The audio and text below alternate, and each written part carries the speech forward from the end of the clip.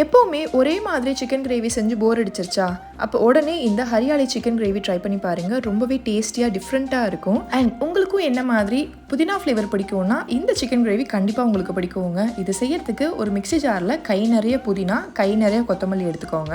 அது கூட 4 பச்சை மிளகா நான் ஆட் பண்ணியிருக்கேன். உங்கள் காரத்துக்கு ஏற்ற அளவுக்கு நீங்கள் ஆட் பண்ணிக்கோங்க. இந்த கிரேவிக்கு நம்ம மிளகாத்தூள் எதுவுமே ஆட் பண்ணாமல் பச்சை மிளகாவோட காரத்தில் தான் மெயினாக கொண்டு வர போகிறோம். ஸோ அதுக்கேற்ற அளவுக்கு நீங்கள் அட்ஜஸ்ட் பண்ணி ஆட் பண்ணிட்டு கொஞ்சமாக தண்ணி ஆட் பண்ணி ஃபைனாக அரைச்சி எடுத்து வச்சுக்கோங்க. மஞ்சள் உப்பு போட்டு க்ளீன் பண்ண 1/2 kg சிக்கனுக்கு 4 டேபிள் ஸ்பூன் அளவுக்கு தயிர் ஆட் பண்ணிக்கோங்க. ஏன்னா தக்காளி ஆட் பண்ண மாட்டோம்.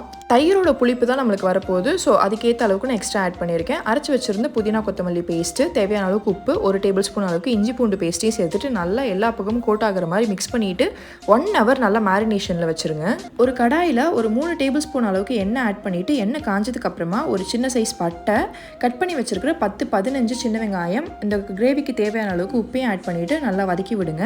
வெங்காயம் நல்லா சுருண்டு வதங்கி வந்ததுக்கு அப்புறமா நம்ம மேரினேட் பண்ணி வச்சிருந்த சிக்கனையும் ஆட் பண்ணிக்கோங்க. வெங்காயம் சிக்கன் எல்லாமே மிக்ஸ் ஆகிற மாதிரி நல்லா மிக்ஸ் பண்ணி விட்டுட்டு மூடி போட்டு வேக விட்டுருங்க. தண்ணி எதுவுமே ஆட் பண்ணவே கூடாது. ஒரு 5 மினிட்ஸ்க்கு அப்புறம் ஓப்பன் பண்ணி பார்த்தீங்கன்னா உங்களுக்கு நல்லா சிக்கன்லேருந்து தண்ணி விட்டு வந்திருக்கும். அந்த ஸ்டேஜில் 1 table spoon garam masala, 1 table spoon ஜீரகத்தூள், 1 டேபிள் ஸ்பூன் மல்லித்தூள், ஒரு டேபிள் ஸ்பூன் அளவுக்கு பெப்பர் உங்கள் காரத்துக்கு ஏற்ற அளவுக்கு அட்ஜஸ்ட் பண்ணிக்கோங்க. எல்லாத்தையும் ஆட் பண்ணிவிட்டு நல்லா மிக்ஸ் பண்ணி விட்டுருங்க. நான் முன்னாடியே சொன்ன மாதிரி பச்சை மிளகா அண்ட் பெப்பரோட காரத்தில் தான் மெயினாக கொண்டு வர போகிறோம். ஸோ அதுக்கேற்ற மாதிரி உங்கள் காரத்தை நீங்கள் அட்ஜஸ்ட் பண்ணிக்கோங்க. எல்லாத்தையும் நல்லா மிக்ஸ் பண்ணி விட்டுட்டு இந்த கிரேவிக்கு தேவையான அளவுக்கு தண்ணி ஆட் பண்ணிக்கோங்க. நான் மிக்ஸி ஜார் அலசின தண்ணி ஆட் பண்ணிவிட்டு எக்ஸ்ட்ரா தண்ணி ஆட் பண்ணியிருக்கேன். மூடி போட்டு வேக விட்டிங்கன்னா சூப்பரான ஹரியாலி சிக்கன் கிரேவி ரெடி ஆகிடும். வித்தின் ஒரு 7 மினிட்ஸ்லேயே சூப்பராக ரெடி ஆகிடுங்க.